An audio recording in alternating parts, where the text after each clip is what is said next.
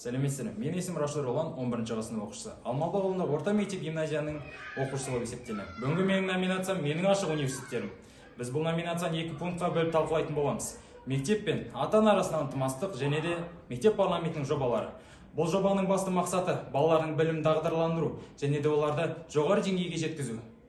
Және де мектеп пен ата-ана арасындағы ынтымақтастықтың толығырақ айта кететін болсам. Мектеп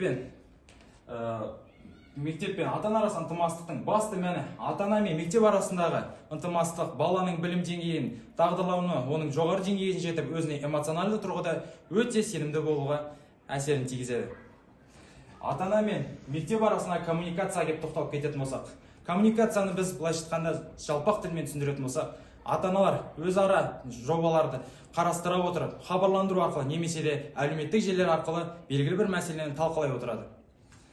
Және де партнерлік жобалар. Ата-аналар мектеп арасында ынтымақтастықты нығайту үшін бір-бірімен партнерлік жобаларды жасайды. Оның жасаудың басты мақсаты ата-аналар өзінің балаларының дамуына және білім процесінің жоғары деңгейіне жетуіне үлесі болып есептелінеді.